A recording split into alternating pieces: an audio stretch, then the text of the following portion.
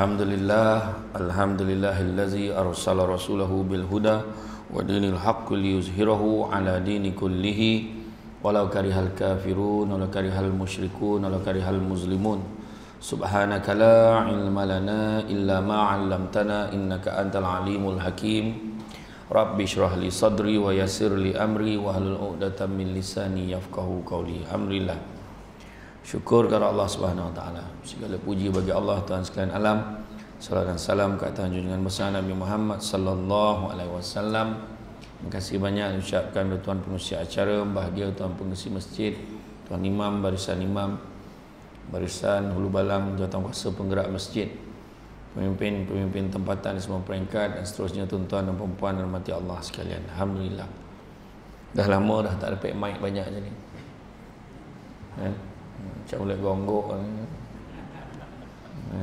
Jadi abaikanlah yang tersangkut dekat dada ni, abaikan. Dan sebab nak bagi clear tu macam ni lah. Kalau orang yang dah tengok dari jauh, kesian dia, banyak wayar sambung kat dia tu, banyak penyakit kan. Alhamdulillah, sahabat-sahabat saya yang sudi merakamkan setelah sekian lama tidak berjumpa, ya. Terima kasih banyak. Ingatkan dah tak nak record lagi dah, tapi datang dia masihlah banyak. Jadi hari ini mencari kebahagiaan di dunia dan mencari kebahagiaan akhirat. Kalau sebut, memanglah semua orang sebut nak bahagia dunia akhirat. Tak ada yang nak bahagia dunia je. Dalam hati dia tu dia tahu dia nak dua-dua sekali. Tapi boleh ke tidak? Setiap manusia memang nak mendapatkan kebahagiaan di dunia dan nakkan di akhirat. Hidup bahagia boleh menjadi salah satu tujuan yang terbesar. Itu jadi matlamat utama. Kadang-kadang ada orang cakap ada banyak duit tentu-tentu bahagia, sebab keadaan memikirkan keadaan dia yang tak berduit. Kadang-kadang lah. Jadi akhirnya pada satu keadaan, bila kita ada duit banyak, kita boleh bayar berpuluh ribu, berpuluh juta pun boleh bayar. Tapi kita dilanda penyakit virus yang pelik, namanya COVID-19. COVID-19 orang balik pulau tak faham, COVID-19 pun dia faham. Macam tu. Dia kena COVID-19, dia terlantar. Sebab bukan semua orang boleh menghadapinya itu dengan baik. Dia tengok keadaan condition badan kita. Masuk dalam hospital, dia boleh bayar berpuluh ribu, tapi bila makin lama keadaan makin merosot, nak menunjukkan apa, duit tak boleh nak beli sihat tu. Jadi tak boleh nak beli sihat. Contoh, ada orang dia mengidap penyakit kanser, kan? Dia buat apa? Dia buat kemoterapi. Ada orang dia buat kemoterapi, mati sel-sel kanser tu. Tapi ada juga yang buat kemo, beranak pinak lagi sel kanser tu. Jadi itu bukan kerja kita, kan? Maknanya kita usaha saja, tapi Allah Ta'ala juga menentukan. Macam kita tadilah, bayar 10,000 masuk hospital, elok. Ada orang bayar sampai 20-30 ribu, tak elok. Contoh anak-anak kita gini, kan, kita berkira hantar anak kita ni, contohlah, berkira hantar anak kita belajar sekolah agama sekarang mahal, sampai 500 ke 700 ringgit sebulan. Belajar dekat sekolah agama swasta, mahal. Baik hantar sekolah biasa. Ayat dia baik hantar sekolah biasa. Cakaplah nak hantar sekolah agama tapi tak mampu, sudahlah, kan? Dia kata 700 sebulan, gila betul. Yang seorang gila bab 1, katakan. Gila babi, katakan. Dia cakap macam tu. Tapi akhirnya apabila dah dewasa, anak dah rosak, anak-anak rosak akhlak, bayar 20 juta sebulan pun belum tentu boleh selesai masalah akhlak. Masa tu dia teringat, kalaulah dulu aku melambur 700 ringgit sebulan untuk pendidikan agama anak aku, contohlah, kan? Masa tu lah kita tahu nilai ni. Itu contohlah, Jadi perlu diingat, segala sesuatu mesti ada tandanya, termasuk jugalah untuk bahagia di dunia dan juga bahagia di akhirat. Tu sebab dikatakan janganlah kerja kaya. Jangan ajar anak keluarga kita, isteri kita, suami kita, keluarga kita ni, jangan ajar mereka tentang kaya, tapi ajarlah mereka tentang bahagia.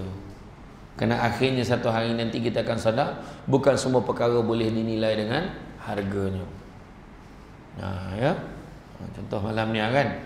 Free ya tuan-tuan datang malam ni. Bukan kan masuk konsert kan kena bayar. Masuk konsert kena bayar. Kan ada yang sampai RM500 supaya dia boleh duduk doket, boleh tengok bulu hidung penyanyi tu. Punya sanggup bayar RM500 seat depan sekali. Meloncat-loncat penyanyi tu. Tengok. Puas hati dia. Kan? Konsert kena bayar. Datang syamah mana kena bayar? Malahan kalau menurut firasat saya, kalau tak betul-betul lah, dah lah free, dapat makan pula lepas syamah. Contoh ya tak tahulah, ni saya agak-agak lah. Saya agak-agak. Sebab nama masjid pun Masjid Al-Ihsan. Takkan tak ada makan. Macam itulah kan. Kalau tak ada, pergilah order copek kan? Macam tu. Jadi makna kata, kalau kita tengok rezeki kan, mana kita tahu. Ni tak kena bayar pun datang. Nampak? Tapi tanda-tandanya seperti mana Allah Ta'ala ada sebut. Kalau bahagia ni ada tandanya juga. Bahagia ni pun ada tandanya. Dalam surah Al-Mu'minun ayat 1 hingga 9 Allah Ta'ala beritahu apa? Sesungguhnya beruntunglah orang-orang yang beriman, iaitu orang yang khusyuk dalam sembahyangnya. Nampak? Orang-orang yang menjauhkan diri dari perbuatan dan perkataan yang tiada berguna. Nampak? Dia tak cakap benda yang sia-sia. Dan orang-orang menjauhkan diri daripada perbuatan perkataan yang tiada berguna. Dan orang-orang yang menunaikan zakat. Orang-orang yang menjaga kemaluannya, kecuali terhadap isteri-isteri mereka atau budak yang mereka miliki. Maka sesungguhnya mereka dalam hal ini tiada tercela. Barang siapa yang mencari yang di balik itu, maka mereka itulah orang-orang yang melampaui batas. Dan orang-orang yang memelihara amanah-amanah yang dipikulnya dan janjinya, dan orang-orang yang memelihara sembahyangnya. Jadi makna kata dalam hal ini kita nampak dah dia beritahu dah dalam tu. Tu sebabnya Nabi sebut dunia ini penjara bagi orang mukmin. Nabi kata syurga bagi orang kafir. Apa maksud penjara? Bukan semua benda kita boleh buat dalam dunia ni. Bukan ikut suka ya kan? Apa ikut suka? Kan semua ada peraturan dia. Nak makan, bukan semua benda boleh makan. Nak menyimpan duit dekat dalam bank, bukan semua keadaan dibenarkan dalam Islam. Kan kena cek sistem perbankannya tu pakai sistem perbankan mengikut syariah ataupun tidak. Dia tahu yang ini bagus weh, interest dia tinggi kan. Dia lah cakap dapat faedah. Wahal dah beritahu dah segala urusan berkaitan dengan riba dihentikan mulai sekarang. Itu riba ustaz, bukan interest. Dah ayat dia lah. Contohlah kan. Jadi makna kata, susahlah interest tak boleh itu, tak boleh ini, tak boleh ini, tak boleh. Apa yang boleh ni? Contoh kan. Jadi itu sebab dia katakan dunia ni penjara bagi orang mukmin. Dan orang mukmin hanya akan rasa lega dan juga terlepas tatkala dia menghembuskan nafas yang terakhir. Sebab bila dah mati tak ada peraturan lah. Suka hatilah kita nak mandi tak nak mandi. Suka hati orang akan mandikan gitu. Sekatilah kau tak semayang tak nak semayang, memang dah tak boleh semayang, orang lain semayangkan gitu. Kalau nasib orang tu malah dia tanam dapat di rumput kita ditanam saja. Tah mana lubang dia sumbek itu dia kambus kan dah letak pokok atas tu. Tak ada siapa pun tahu kita ditanam di situ. Contohlah. Semua macam mana? Kan sebab kita dah mati. Itu sebab dunia ni penjara bagi orang mukmin, syurga bagi orang kafir. Tu ada orang tanya, dia kata orang kafir ni macam mana ustaz, kalau orang kafir ni dia buat baik takkan tak ada balasan untuk dia kan? Orang Islam juga dapat pahala, habis orang baik, orang kafir ni jadi Allah tu maha adil pada orang yang bukan Islam, orang yang kafir. Allah Ta'ala bagi juga ganjaran kat dia, tapi Allah bagi masa bila? Allah bagi atas dunia lagi. Tu sebab kita tengok orang tu tak semayang tapi kaya, orang tu tak semayang, tak puasa, tak apa, tapi kaya-kaya. Kita ni semayang hari-hari kat Masjid Al-Ihsan ni, duit ngam-ngam ni kan? Duit air citra pun dah habis. Contohlah kan, baru dapat air tu dah habis kan? Habis untuk raya, contohlah kan. Jadi nak bagi tahu sebenar-benarnya yang paling pentingnya adalah ganjaran di akhirat. Kita nak bahagia di dunia dan bahagia di akhirat. Jadi untuk mencapainya kebahagiaan ini ada beberapa rahsia. Yang pertama apa? Menjaga solat 5 waktu. Jaga solat. Jangan pernah melalaikan solat, kerana amalan yang pertama yang akan dihisap pada hari kiamat adalah solat. Kan? Tapi bila solat kenalah belajar, jangan main ikut-ikut. Jangan main ikut-ikut aja, belajar.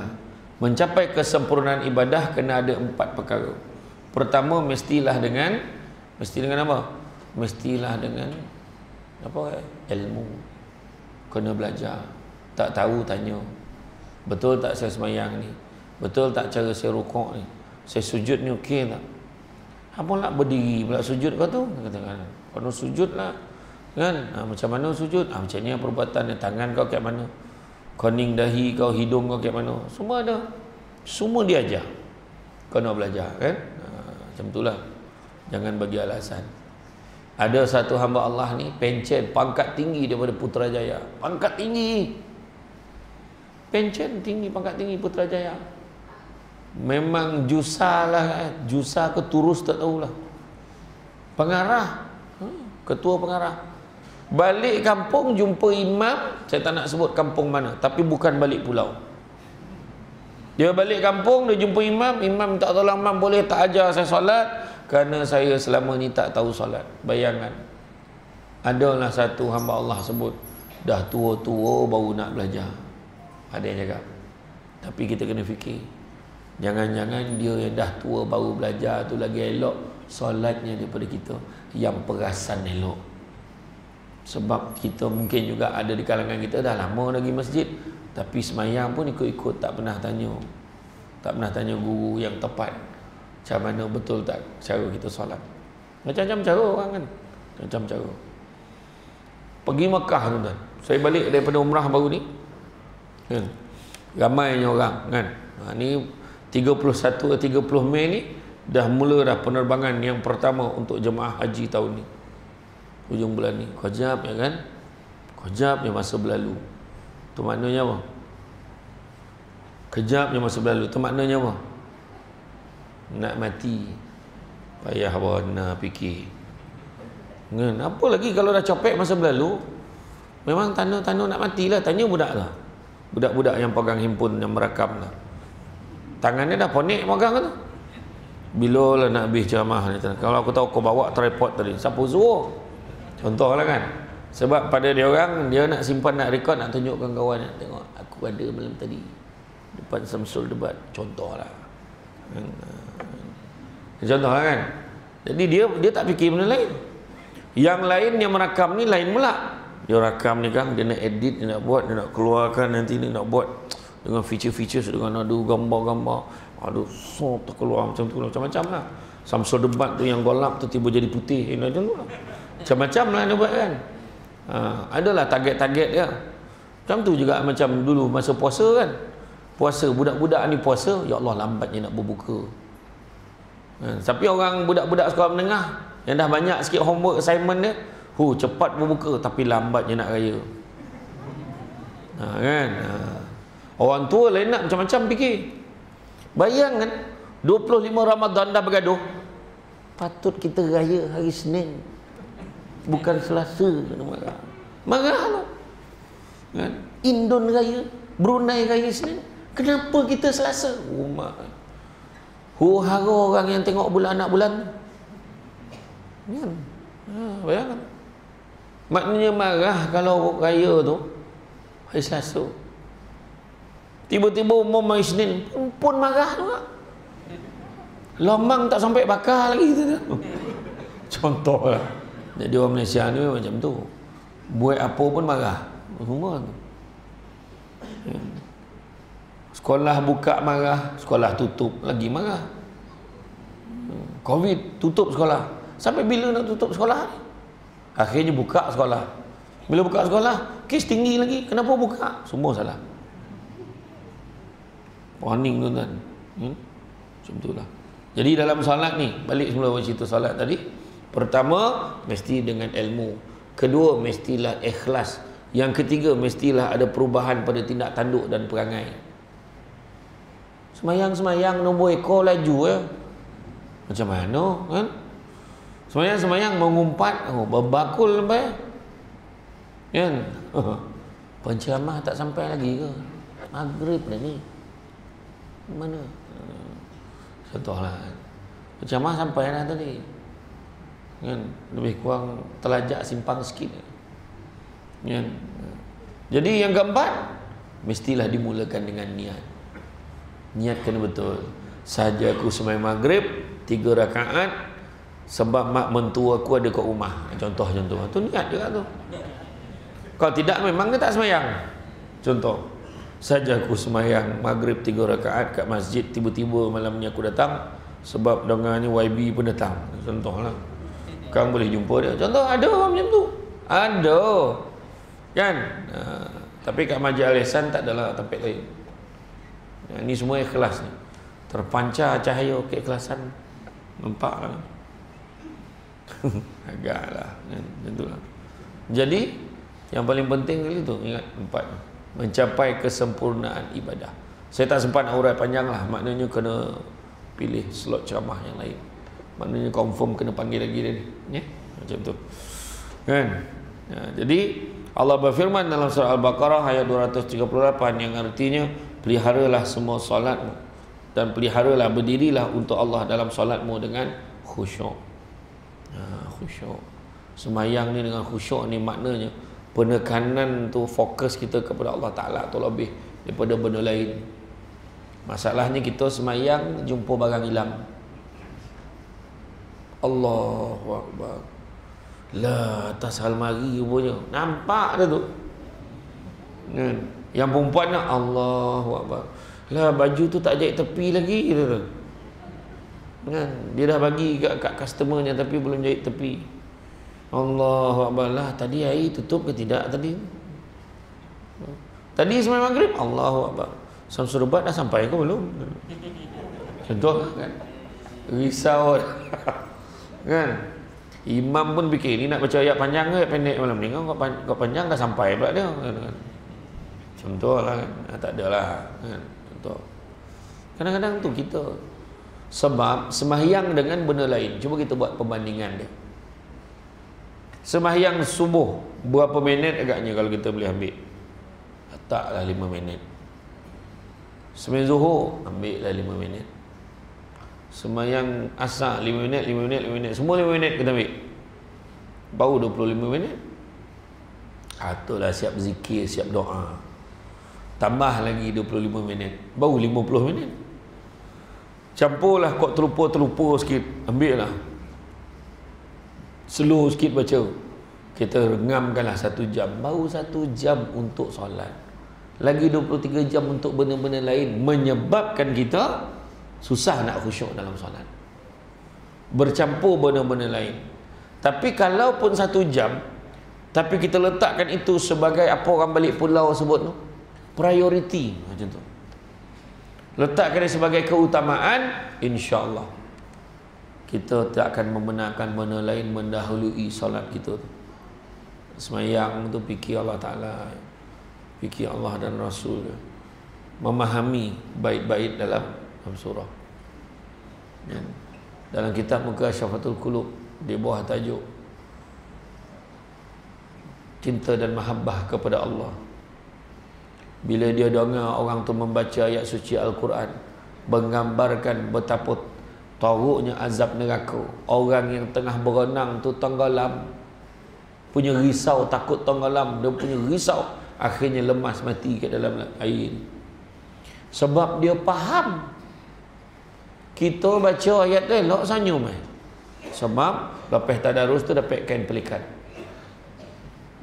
dapat duit RM50 untuk grup tadarus, contohlah kan. Jadi kita kadang tu sebab Nabi sebut akan tiba masanya nanti umatku membaca Al-Quran tapi tak sampai pun ke tenggorokannya. Oh masalah mengaji keluar ke mulut, bacaan kita keluar ke mulut kan, ni mulut sini, tenggorokan sini, tekak sini. Apa maksud baca tapi tak sampai kat tekak? Apa maksud? Maksudnya kalau lah tak sampai kat tekak, dekat hati lebih lagi tak sampai. Itu sebab dia mengaji tapi tetap buat benda-benda tak elok kan. Mengaji tetap tak buat dengan benda-benda yang tak baik. Khusyuk ni yang paling senang macam kita tengok cerita drama Korea lah kan, orang perempuan kan. Orang lelaki dia tak tengok drama Korea ni, dia tak tengok sangat. Okey lah, orang perempuan tengok drama Melayu lah, suamiku seorang pendosa macam tu. Apa? Sayang tak terkenang, sayang tak dikenang, macam tu lah lebih kurang. Ada lampu kereta kat badan. Okey. Ada kereta kancil PFW 789. PFW 789. Kereta anda telah ditunda. Sila tahan lori tersebut. Tak. Lampu menyala. Lampu menyala. Risau pula kawan. Tolong tengok ya. Nanti kan habislah bateri. PFW 789. Dah ada yang keluar dah. Okey. Jadi dah sampai mana lupa pula aku dah dalam pun. Pasal apa tu? Tu hal betul lah kau ni. Tengok cinta tak dikenang tadi. Saya tak dikenang. Suamiku seorang pendosa. Dia tengah tengok tu drama ni. Maksud khusyuk tadi dia tengok, fokus kat situ. Anak lalu ni. Tepilah. Mata tetap anak tu khusyuk tu. Dia tak peduli dah yang lain, lantaklah. Bang, air bang. Tak kat situ. Bang, air. Tu khusyuk lah tu. Dia biasanya lelaki kalau tengok tu, tengok wrestling. Kan? Tapi sekarang wrestling dah tak syok dah. Okay. Tapi tak salah, bukan nak ulas yang tu. Tapi maknanya khusyuk, lebih penekanan. Yang kedua, tanda-tanda orang bahagia di dunia dan juga di akhirat, dia tidak membenci orang lain. Kan? Jangan pernah membenci seseorang walaupun dia pernah membuat kesalahan kepada kamu. Cubalah untuk mendoakan dia untuk berubah, kerana terdapat kelegaan dan ketenangan saat kita mampu memaafkan orang lain. Jangan benci orang. Kita suka kat orang, orang pun suka kat kita. Kita ni benci kat orang macamlah kita tak pernah buat salah. Aku tak boleh terima lah apa dia buat kat aku. Kan? Kita ni pernah tak? Macam orang perempuan kan, benda lain saya boleh maafkan. Perempuan. Panggil orang perempuan tu. Benda lain saya boleh maafkan. Ini soal kesetiaan. Ayat dia. Orang lelaki pun manusia. Macam mana you all terpesona dengan beg-beg tangan, terpesona dengan kasut-kasut yang mahal-mahal. Tapi lelaki tak pernah minta beg tangan. Lelaki tak pernah minta kasut yang mahal-mahal. Tetapi lelaki ni pandangan matanya tu penuh dengan kasih sayang. Jadi ada kalanya puai mengurai kan. Contohlah, jadi kalau lelaki tu buat silap, abang minta maaf lah, abang tak sepatutnya macam tu. Abang tak sengaja pun. Maafkan abang. Tak bang, cukup sekali.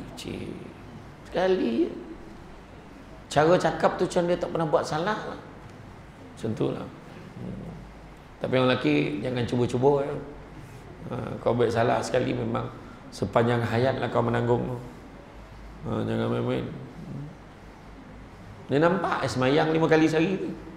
Sujud lama, menangis-nangis sujud. Contoh berdoa. Kau tengoklah kau buat salah sekali, kau tengok macam mana dia buat. Sampai bila-bila pun saya takkan maafkan abang. Atau ayat dia.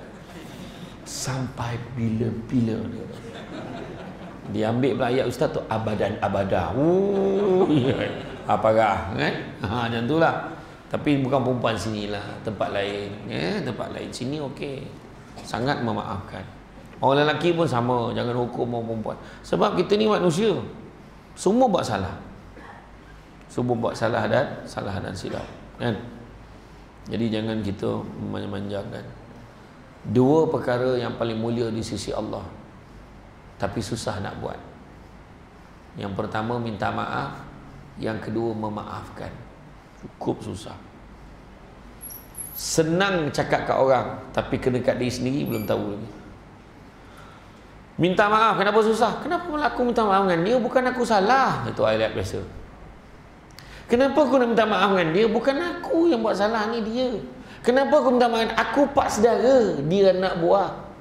Kenapa nak pak saudara minta maaf dengan anak buah? Pak saudara lah kena minta maaf dulu dengan anak buah, sebab harapan untuk mati dulu tu cerah. Faham? Bukan kira siapa muda siapa tua. Dan sekarang mati pula tak kenal usia.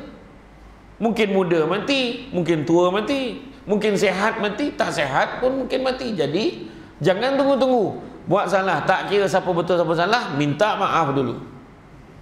Kenapa lah aku nak minta maaf dengan dia? Aku pangkat macam mana? Dia pangkat apa? Wah, dia bos. Dia tak boleh minta maaf dengan anak buah. Salah. Tengok syarikat Samsung dulu, ingat tak? Yang handphone yang meletup tu. Terbakar lah, apalah kan? Satu dunia rekod dia menunduk minta maaf tu. Nampak? Contoh lah nak beritahu. Jatuh ke maruah dia minta maaf? Tak. Malah orang selut dia sebab dia ambil tanggungjawab. Macam tu. Memaafkan pula, tu lagi best. Aku orang lain boleh, tapi bukan dia. Kau boleh pilih pula siapa kau nak maafkan. Kan? Punyalah teruk kebencian tu. Jangan ada seperti itu. Kan? Allah berfirman dalam surah Al-Hujurat ayat yang ke-10, orang-orang yang beriman itu sesungguhnya bersaudara. Sebab itu damaikanlah, perbaikilah hubungan antara kedua saudaramu itu, dan takutlah terhadap Allah supaya kamu mendapat rahmat. Hidup kalau tak ada rahmat, apa guna tuan-tuan dan puan-puan sekalian? Nak masuk syurga, ada satu tiket yang kita kena dapat. Tiket itu adalah rahmat Allah. Nak dapat rahmat Allah, tak ada cara lain. Beribadahlah banyak-banyak. Itu dia.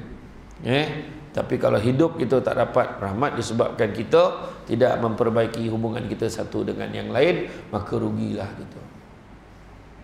Dalam satu hadis disebutkan, tidak ada dosa yang lebih berhak Allah segerakan seksanya di atas dunia dan simpan seksanya di akhirat, iaitu dosa menerhaka kepada kedua ibu bapa dan juga dosa memutuskan silaturahim. Hati-hati. Kau jangan lalu lagi dah depan rumah aku ni. Garang tak garang? Aku tak nak tengok kau lalu lagi depan rumah aku. Masalahnya, itulah satu-satunya laluan nak keluar daripada kampung. Pahal pula kau tak bagi orang tu lalu depan tu. Itu je satu jalan yang ada. Contohlah orang bergaduh. Perasan tak? Orang bergaduh kat taman perumahan. Dia marah orang pasang kemah dekat depan rumah. Contoh kemah pasang kat depan rumah. Jadi pertama, orang yang nak pasang kemah, adabnya jumpalah jiran-jiran. Seminggu, 2 minggu sebelum saya insya-Allah tak lama lagi nak kenduri. Saya mungkin nak pasang kemah depan rumah abang ni. Sampai rumah abang ni, bang saya minta izin bang ya depan rumah. Beritahu dia. Sebab tu laluan dia keluar. Tapi dia kata tak boleh, depan rumah ni saya punya. Dia kata kan, tak boleh. Sebenarnya kena sedar depan rumah tu bukan kau punya. Tu PBT, pihak berkuasa tempatan punya. Tapi dia tu kira beradab dah tu nak minta tu. So kita cakap, yelah. Tapi bagi tahu awal sebelum pasang, sehari sebelum ingatkan saya. Takut nanti kan dah pasang-pasang kemah, saya kat dalam dengan kereta lagi. So macam mana pula aku nak memunggah kereta tu? Yelah. Cakap macam tu. Kadang ada orang parking kat depan rumah. Parking kan, panggil saudara mara ramai. Jadi beritahulah kat jiran, maaf ya parking kat depan ni sekejap. Ya tak apa. Saya tak keluar pun, saya memang 10 tahun dah tak keluar. Kau kena faham maksud tu. Kalau kat macam tu makna dia marah tu. Memang pun aku memang dah keraskan dah, depan rumah ni memang untuk kau pun. Tu makna dia marah tu. Kau carilah tempat lain. Tu kan adab dia. Jaga hubungan, minta maaf dan memaafkan. Jangan pernah benci pada orang lain. Kita benci dengan orang macamlah kita ni sempurna. Kita tak sempurna pun. Kemudian yang ketiganya, tunaikanlah zakat. Allah SWT melalui ajaran Islam mengajarkan manusia untuk tidak hanya menerima tapi juga memberi. Namun lebih baik untuk memberi daripada meminta. Di sinilah anjuran berzakat menjadi relevan dalam agama kita. Bayar zakat tak? Dah Ustaz, dah settle dah. RM7. Itu zakat fitrah. Zakat pendapatan kita, zakat emas, perak, dan zakat simpanan kita, zakat pendapatan kita. Tengok, ya, jangan sebab dia itu kita terhalang untuk masuk ke dalam syurga. Ketika kita tidak mampu untuk berzakat, ada cara dilakukan, antaranya bersedekah, berinfak ataupun lain-lainnya. Bersedekahlah tuan-tuan dan puan-puan sekalian, sebab sedekah tak pernah memiskinkan orang. Percaya cakap saya, orang yang pernah rasa betapa hebatnya sedekah, dia akan rajin bersedekah. Maka kepada siapa yang belum pernah mengalami keajaiban bersedekah, malam ni saya tunjukkan satu cara untuk mencipta keajaiban bersedekah, iaitu jom sama-sama kita bayar duit ni, masukkan duit banyak-banyak ke dalam tabung pengimarahan masjid dan aktiviti bulanan masjid untuk Masjid Al-Ihsan Sungai Pinang, Balik Pulau. Dengan ini, dengan lafaz yang mulia, macam mentari pula. Dan maka dengan ini saya melancarkan tabung pengimarahan masjid dan aktiviti bulanan masjid. Dan pihak Masjid Al-Ihsan Sungai Pinang membuka peluang kepada semua muslimin dan muslimat untuk menginfakkan kitab-kitab yang akan digunakan semasa kuliah masjid. Pihak masjid amat mengalu-alukan kepada yang ingin menginfak kitab yang akan digunakan semasa kuliah. Jadi mana tabung ni? Dah jalan belum? Saya dah lancarkan dah ni. Kau main macam tu ya, umum saja. Dah Oh dah ada dah. Dah ada belah tepi. Dah ada belah tepi, nanti tolong. Hari tu saya ceramah di kat mana, dekat Kedah ni saya ceramah. Apa nama kampung tu? Tak ingat lah nama kampung. Yang bagusnya, ada satu syarikat cermin mata. Dia infakkan cermin mata tu yang untuk orang yang buta. Bukan rabun ni lah, buta, tabal tu, power tu. Yang 100, 150, 200 dia letak dah kat situ. Jadi orang boleh ambil untuk nak mengaji, nak baca kitab. Tapi diingatkan bukan untuk bawa balik. Sesuai tak, cantik tak? Bawa balik rumah dah. Jangan macam tu. Ya, hanya untuk bacaan, hanya kegunaan dalam masjid saja. Tu antaranya lah yang boleh kita buat. Bersedekah, berinfak dan lain-lain lagi. Contohnya grup mengaji Marhaban Berzanji, mak saya kat kampung, dia kumpulkan duit setiap bulan, kumpul sikit-sikit seorang. Sebab kebanyakan yang grup Marhaban Berzanji ni kebanyakan yang dah pergi haji, dah pernah pergi umrah banyak kali dah. Jadi dia orang pula kumpul duit, jadi dia pilih orang yang susah, kan, orang perempuan yang susah dekat dalam qaryah tu, kemudian hantar mereka, taja mereka untuk pergi umrah. Macam tu, antaralah yang boleh dilakukan. Itu salah satu contoh. Kemudian yang keempatnya, tanda-tanda berjaya dunia dan akhirat, tidak berkeluh kesah. Untuk mencapai proses ini, kita selalu akan mengalami keadaan diuji dan tak kurang juga ramai yang berkeluh kesah. Sesungguhnya Allah menjanjikan pahala yang besar pada mereka yang bersabar dan tidak berkeluh kesah. Manusia ini Allah Ta'ala sebut dalam Quran, memang secara semula jadinya memang rajin apa? Rajin berkeluh kesah, lagi kikir. Ada je. Aduh, pukul berapa lah nak habis ceramah ni, contoh. Aduh, kan? Ada je, kan? Imam lah, Bismillahirrahmanirrahim, Alhamdulillah. Batuk pula imam ni. Belakang tu, aduh, imam ni bila lah nak tukar. Tengok tu, berkeluh kesah dia. Keluar, aduh, hilang pula selipar. Balik selipar sebelah lain. Start motor, baru dah start, dah lah pinyaknya. Starter biasa manual, rupa minyak pula habis. Meter minyak dah lama rosak, dia lupa nak isi. Tolak pula, dalam tolak tak perasan, masuk dalam longkang dengan dia sekali. Teruk betul malam tu hidup dia. Contohlah kan, berkeluh kesah. Aduh, apalah bala hidup aku ni. Dah keluar ayat, nampak tak? Bala betul hidup aku ni. Tu kita susah nak sabar tau keadaan macam tu. Termasuk yang bercakap ni, bukan cakap orang lain, termasuk diri sendiri. Ada je berkeluh kesah, kan? Jadi Allah Ta'ala menjanjikan pahala yang besar kepada mereka yang bersabar dan tidak berkeluh kesah. Allah berfirman dalam surah Al-Baqarah ayat 155 yang bermaksud, dan sungguh akan kami berikan cubaan kepadamu dengan sedikit ketakutan, kelaparan, kekurangan harta, jiwa dan buah-buahan, dan berikanlah berita gembira kepada orang-orang yang sabar. Sabar banyak-banyak. Allah uji kita. Allah uji dengan isteri buat perangai. Allah uji dengan suami tak bertanggungjawab. Allah uji dengan anak-anak yang macam-macam perangai. Allah uji kita dengan masyarakat kiri kanan kita ni ada masalah dengan kita. Allah uji macam-macam. Tapi jangan berkeluh kesah. Sabar banyak-banyak. Kadang-kadang tak dapat dia sabar. Walaupun nama dia Sabaruddin bin Sabar. Nama bini dia Sabariah. Nama anaknya Sabri, Sabran, Sabrina, Sabur. Contohlah kan. Contohlah. Anak sabar-sabar saja nama. Tak dapat dia sabar.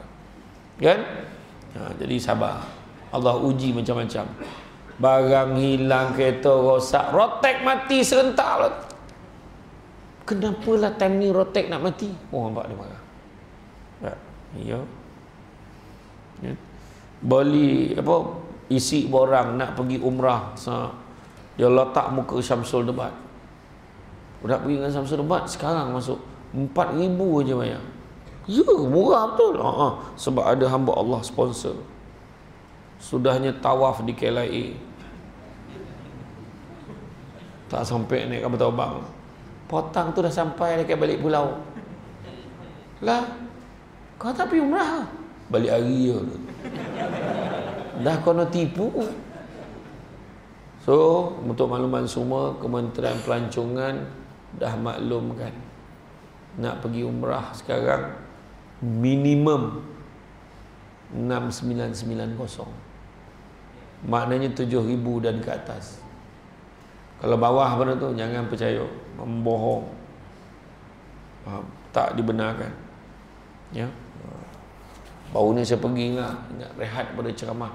Saya pergi bulan 3 gitu. Rehat. Tak ada rehat dah. Sampai sana aku pun confused. Ni Makkah ke Malaysia? Ramai lah orang Malaysia pergi. Dekat Al Jazeera tu tempat hentian rehat daripada Mekah nak Madinah. Mekah nak ke Madinah. 25 ke 30 bas semua orang Malaysia. Ustaz, ambil gambar boleh tak? Ambil gambar boleh tak? Ambil gambar boleh tak? Pakai kain ihram. Daripada Madinah ke Mekah pakai kain ihram. Ustaz, turun kalau kain tu. Kau nak tengok BCG aku apa hal? Contoh, macam perangai ni. Ada satu makcik tu dia kerja saya kat tangga hotel. Dia kerja tutup dia kerja. Apa hal makcik? Ambil gambar boleh tak? Bekas semalam dah ambil ke? Semalam baju lain. La ilaha illallah. Parah betul dia ni. Macam-macam tau dia ni. Kan? Selayankan lah. Tapi makcik dekat tua-tua tu pun ambil gambar. Macam ni ya. Pandai lah makcik tu. Risau lah kau tengok kan. Ada makcik yang seorang tu sini. Tu tak apa. Tengah tawaf lah. Tengah tawaf ni. Dia ambil gambar. Ya Allah, macam-macam. Itu tak apa. Sekali saya ceramah kat Rompin. Makcik-makcik ni nak ambil gambar dengan saya. Boleh tak ambil gambar? Boleh. Bergambar lah. Saya pun duduk. Adalah orang lelaki 2-3 orang. Perempuan tu berdiri belakang. Tiba seorang makcik ni bersuara. Free size dah. Aku menang pula. Free size lah makcik. Yang macam ni itu freestyle kata kan. Tapi dia confident lah. Aku suka dia confident. Janji dia bunyi. Free size. Terasa tersindi orang yang badan yang tak free size tu. Macam tu lah. Tak apalah tu lah. Janji dia confident. Yang kelima, tanda orang bahagia dunia akhirat, dia menjaga kemaluannya. Jaga kemaluan ni bukan kata dia pakai suara dalam. Tapi menjaga kemaluan ini adalah untuk mengelakkan diri pada perbuatan zina. Pada hari ini zina dianggap biasa dan lumrah. Kan? Pembuangan bayi berapa banyak lah. Kan? Banyak umat Islam yang melupakan kewajipannya untuk menjaga pandangan dan kemaluan mereka.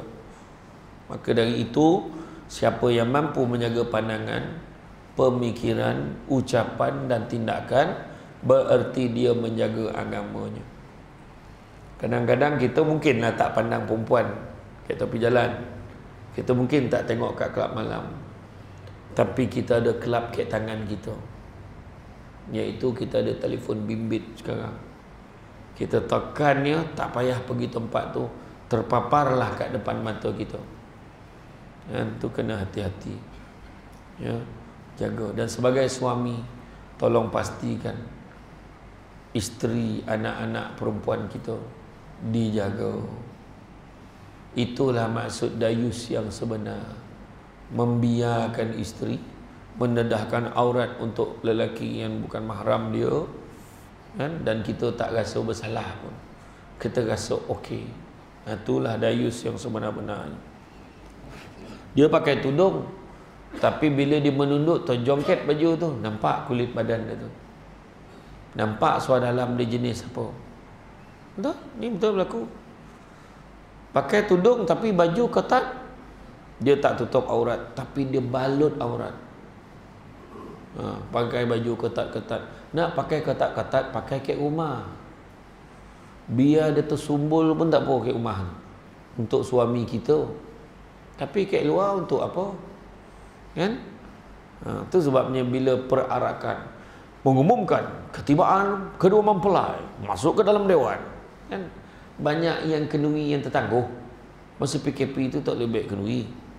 Jadi dia buatlah perarakan masuk pengantin. Mengantin pakai jaring. Pengantin perempuan tu jaring, nampak ni. Dosa tak? Dosa lah. Nampak pula lain baju dalam dia tu dekat belakang tu, nampak. Contoh, orang tengah makan berhenti ni. Macam tu lah. Saya tunjuk lakonan semula. Lawa pengantin tu kan, nampak. Nampak lah. Kawan tu suap kat hidung nak makan. Temunya terperanjat tengok kan. Salah siapa? Kita agak salah. Nampak tak kan? Jaga. Tu belum cerita lagi. Belum cerita lagi. Dia bagi siapa yang make up anak tu. Siapa yang make up anak tu? Dia bagi orang yang tak tentu arah ni. Tu tak tentu arah. Tak tahulah dia ni senapang ke tidak. Kan?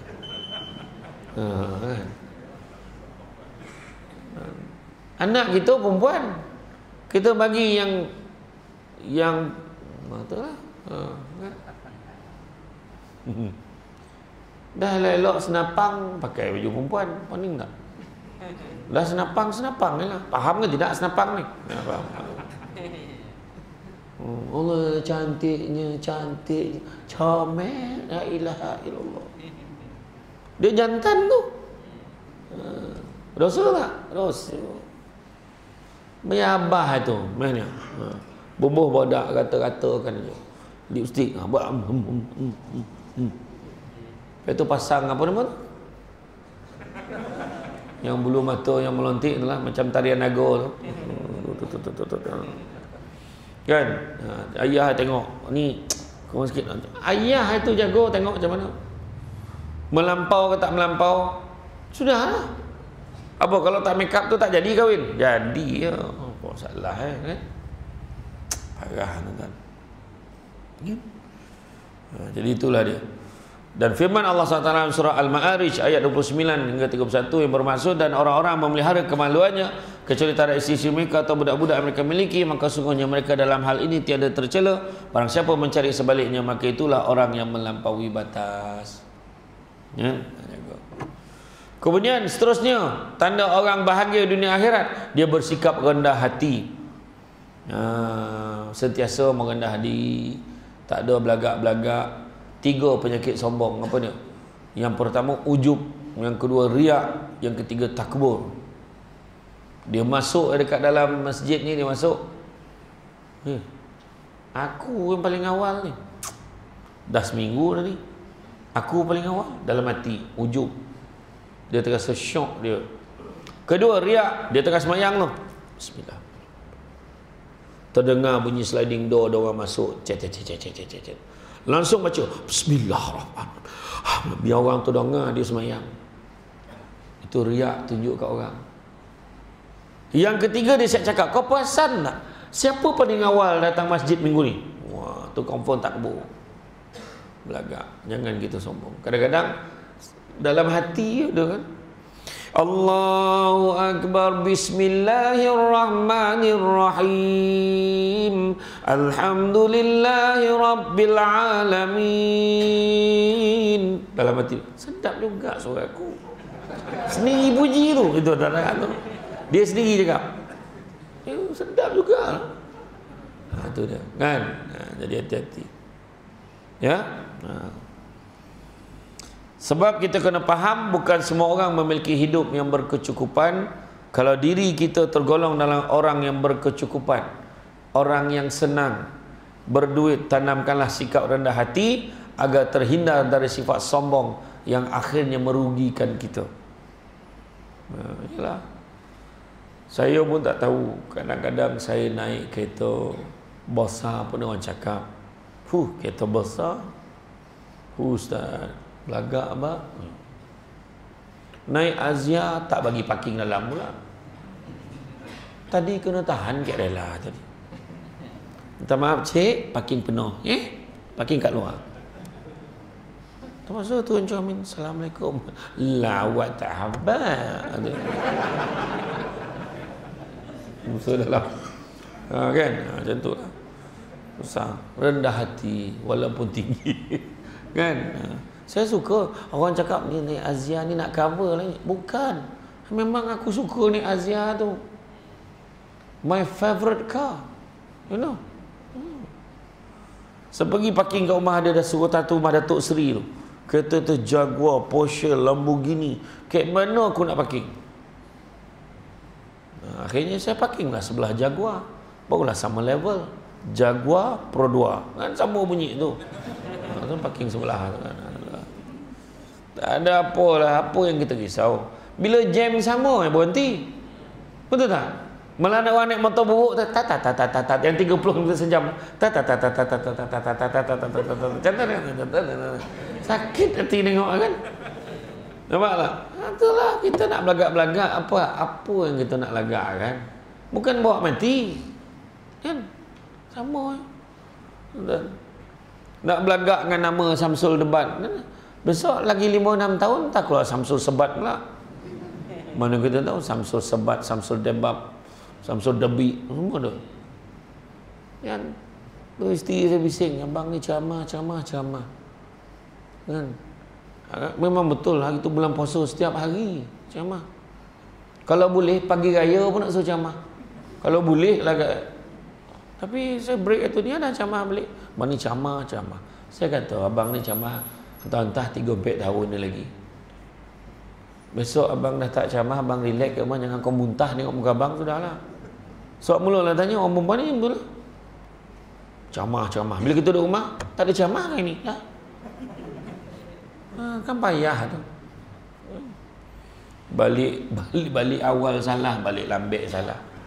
Tak balik lagi salah kan. Jadi macam itulah, tanamkan sikap rendah hati, tak usah kita sombong-sombong. Semua yang Allah bagi ni semua pinjam-pinjaman aja. Bagi suami, bagi isteri, sementara. Isteri aku lah paling pandai masak kat balik pulau ni. Sampai terbalik lah pulau ni kalau dia masak. Oh iya kau. Aku memang tak main lah makan kedai ni. Tak main lah. Besok tu dia makan kedai. Sebelah meja kita. Bukan kau tak makan kat kedai kau. Orang rumah meninggal 2 hari lepas tu. Meninggal rumah. Tahu lah dengan kedai. Jangan sementara. Suami I bagi I 2K sebulan. You ada? Oh my. 2,000 sebulan. Kenapa? Malam tu suami mati tercokik sudu. Tercokik sudu. Tak makan bubur. Abang kerap totalan tauih mati. Hilang 2,000 sebulan. Pangkat kedudukan kuasa sampai masuk habis. Betul tak? Iya, sementara jawatan. Ketua kampung berapa kali tukar? Betul tak? Satu kali pangkah, 3 Perdana Menteri dapat. Nak tunjukkan Allah tunjuk kita sementara. Semua sementara. Takkan tak belajar lagi. Betul tak? Ini bukan cerita politik. Tak kisahlah parti mana pun. Saya cakap ya. Betul. Hui, dia tu dahsyat. Pengarah tu. Kat pejabat tanah tu dia nombor 1 tau.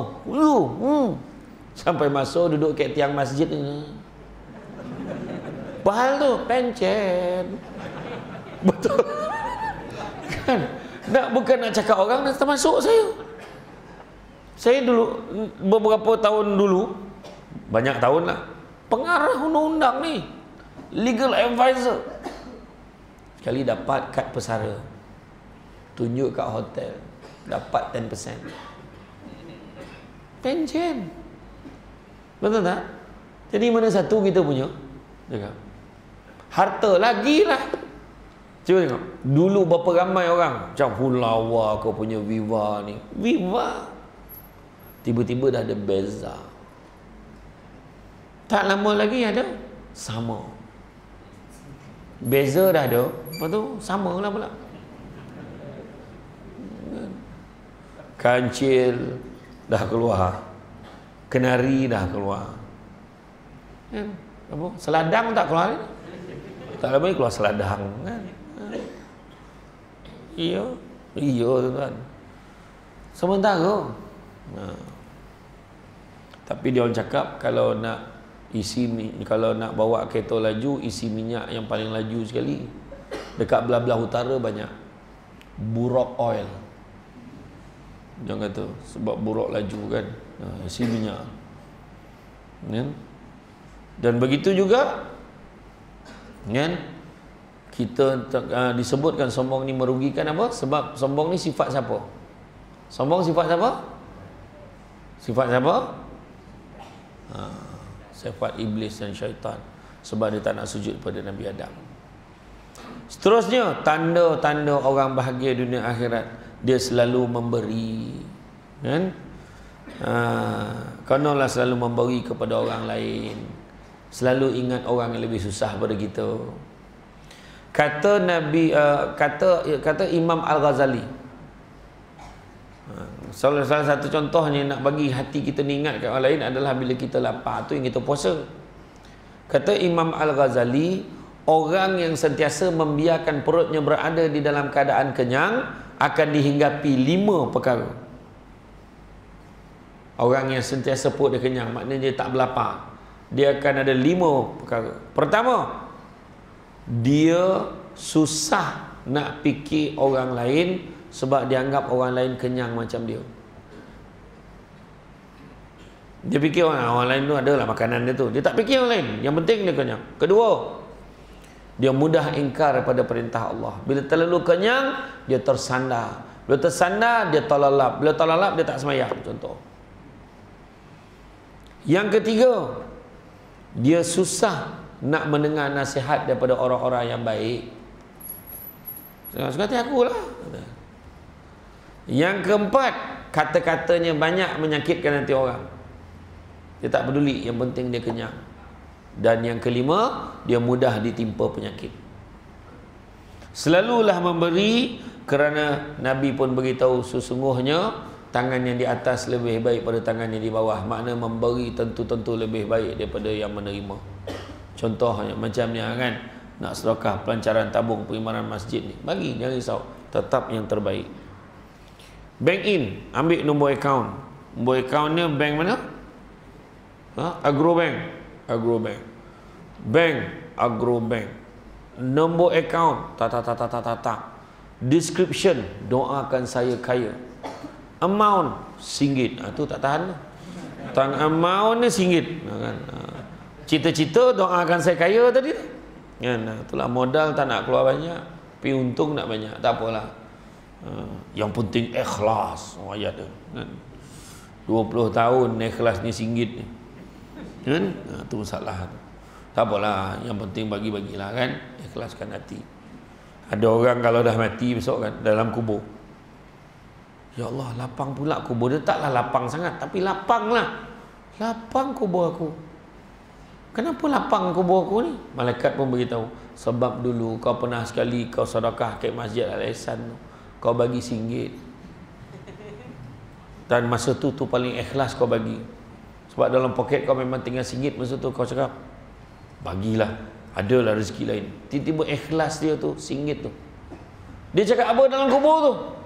RM1 macam ni punya lapang. Kalau aku tahu, aku bagi semua hartaku. Salahnya, it's too late, my man. Oh, mak cakap putih. Kan dah terlambat. Waktu hidup lah bagi. Kan? Contoh, tanya Samsul Debat. Ustaz, ni saya ikhlas sumbang untuk Ustaz. Untuk duit minyak Ustaz balik. Contoh. Saya tak, ini contoh bukan betul-betul. Contoh. Tak ada lah kan. Iyalah. Tak adalah. Bagi ni kat tabung masjid ni bagi. Kan? Kan tu lah. Usah orang cakap Samsul Debat ni kalau tak ada 10,000 dia tak datang. Suka hati dia cakap. Mana ada? Kan? Orang bayar 10,000 pun saya ambil lah. Saya tak adalah tolak. Kan? Dah dia bagi. Kan? Alhamdulillah. Kau bagi RM50 pun saya datang. Tapi itulah sekali. Tak datang dah lepas tu. Tak adalah. Pandai kan. Tak, saya fikir senangnya. Kalau dulu orang bayar kau banyak ni kau boleh datang. Kenapa sekarang tak boleh? Apa pasal? Ui. Teruk tuan-tuan. Ada sahabat-sahabat yang kita kenal ni. Yang poning kepala. Saya baik saya bukan ustaz. Baru nak start. Siap cakap tu 5,000 tak boleh kurang. Ada terperanjat masjid tu 5,000 tak boleh kurang. Hotel mesti hotel ni. Apa masalah kau ni? Di Johor baru. Bukan. Ada satu daerah di Johor. Masjid tu bayar harga dia ni 1,900. Penceramah tu tanya, siapa yang cakap 1,900 ni? Tanya masjid tu, siapa cakap 1,900 ni? Itulah sini dah kira hotel kira ni. Tak adalah, saya ni kurang-kurang 2,500 paling kurang. Dia cakap tu paling kurang 2,500. Bukan apa penyanyi kita boleh bayar, takkan kita tak boleh bayar penceramah. Ilmu agama kot. Yang paling sedih tu, AJK Masjid boleh duduk bersela ni buka tabung nak cukupkan 2,500. Apa perangai tu? Dia terlupa yang penyanyi tu boleh bayar mahal. Penaja dia siapa? Maxis, Mary Kay, Maybelline. Pernah dengar Samsul Debat ceramah Maybelline tajuk? Mana ada ranti lah. Takkan ada. Ceramah pada malam ini ditajuk oleh Maxis. Memang tidak lah. Memang tidak lah. Tak tahu lah kalau dia nak tajuk akan datang bagus lah. Itulah ni contoh lah. Kadang salah orang. Saya pun tak faham kenapa ada penceramah macam tu. Tiket flight mesti macam ni. Tak ada ni tak nak datang. Sakit kepala lah. Kita nak cakap kan semua kawan-kawan kan, kenal lah kan. Dia cakap jugalah. Kena cakap lah. Dalam grup tu saya beritahu jugalah. Tak kesian tuan-tuan. Sekolah rendah minta 6,000 minta sekolah rendah kat Kedah. Sekolah rendah 6,000 tu. Siap tiket flight. Agak ada ceramah tu keluar pemata ke mulut tu. Bismillah keluar. Pemata ameh mau keluar.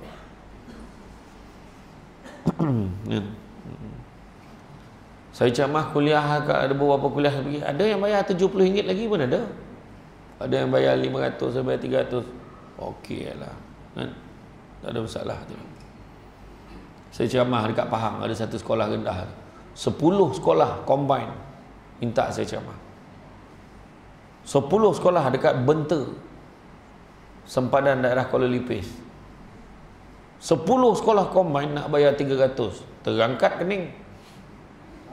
Masa itulah saya PA saya beritahu, macam mana ni 300?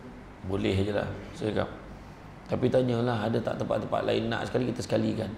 Tak adalah pergi satu tempat je, jauh tu. Jadi alhamdulillah pagi tu ceramah kat sekolah tu, petang tu ada satu masjid, malam tu ada satu masjid. Sompetlah saya makan ikan patin kat Kuala Lipis tu. Rupa-rupanya satu sekolah, yang 10 sekolah tadi combine tadi, yang bayar 300 tadi, rupanya calon-calon UPSR yang saya ceramah tu, setiap sekolah tu calon UPSR dia seorang, sekolah ni 2 orang, sekolah ni seorang. SKM, sekolah kekurangan murid. Ya, memang dah tak ada budak dah kat sekolah-sekolah ni. Dan 300 tu pula cikgu-cikgu tu kongsi seorang sikit. Bayangkan kalau saya tolak, saya hampakan permintaan dia orang, bagi dia orang frust kan. Macam tu lah fikir. Saya harap penceramah-penceramah lain tolong dengar lah apa saya cakap ni. Kan? Ilmu ni Allah bagi pinjam kan. Allah bagi pinjam, kita share lah kat orang. Tapi dah setuju nak bayar tu janganlah dikurangkan. Macam tu lah begitu. Aduh, kelakar pula. Sompek tu kan. Saja. Gurau tu nak gurau-gurau. Kemudian apa? Hindari permusuhan. Jangan kita bermusuh. Kita memang tak boleh mencegah orang yang menganggap kita musuh, tapi kita boleh mengubahnya dengan selalu berbuat baik kepadanya. Perlahan-lahan kita akan melihat kebaikan kita dan mengubah musuh kita menjadi teman. Ya? Jadi setiap orang mestinya nak mendapatkan kebahagiaan. Bahkan orang yang jahat sekeji mana pun, semua orang nak bahagia. Dan Allah berfirman dalam surah Al-Fussilat ayat 34 bermaksud tidaklah sama kebaikan dan kejahatan. Tolaklah kejahatan itu dengan cara lebih baik, sehingga orang yang ada permusuhan di antaramu dan dia seolah telah menjadi teman yang setia. Ya? Dan begitu juga dalam pada masa yang sama, untuk kita bahagia dunia akhirat, pertama kita kena ada sabar. Yang kedua, kita kena ada apa yang disebut sebagai syukur. Ketiga, kita kena ada disebutkan sebagai ikhlas. Keempat, kita kena ada apa disebut sebagai redha. Dan begitu juga yang kelima, kita kena ada tawakal kepada Allah. 5 perkara: sabar, syukur, ikhlas, redha, tawakal. Kena ada kelima-lima ni, insya-Allah bahagia dunia akhirat. Dan macam saya sebut di awal tadi, saya sebut macam mana yang Nabi bagi tahu dunia ni penjara bagi orang mukmin, sebab ada peraturan yang kita kena ikut. Dan saya tutup dengan macam mana dalam surah Asy-Syura ayat yang ke-20 Allah bagi tahu, barang siapa yang mengejar keberuntungan akhirat, nescaya kami akan tambahkan keberuntungannya itu. Maknanya apa? Maknanya dua-dua dapat. Kejar akhirat, Allah tambah. Maknanya dunia pun kita dapat. Macam datang hari ni kan, dapat dengar, dapat ilmu, dapat apa, contohlah kan? Rupanya Allah bagi juga dunia yang kita terlepas malam ni. Contohlah, kita patutnya nak pergi pasar malam yang paling popular dekat balik pulau ni, tapi sebab nak dengar ceramah kita tak pergi. Tak apalah, minggu depannya lah pergi. Rupanya balik rumah ada pula isteri dah bungkuskan siap-siap kan, corn in cup, jagung dalam cawan. Punya pemalih orang Malaysia nak menggigit pun pakai sudu yang makan. Contohlah kan. Jadi ada juga, dapat juga. Betul tak kata dia? Mana dunia pun kita dapat. Itu contoh ajalah, satu contoh. Kan ada yang balik tak ada pun jagung. Ini contoh ya. Dan begitu juga Allah Ta'ala sambung dalam ayat tu, barang siapa yang mengejar keberuntungan dunia, nescaya kami akan berikan sebahagian sahaja daripada keuntungan dunia itu, malahan tidak akan ada satu bahagian pun untuknya di akhirat kelak. So mana yang kita nak? Kejar akhirat, dunia pun dapat, ataupun kejar dunia dapat sikit, akhirat langsung tak dapat apa. Baik-baik kejar akhirat.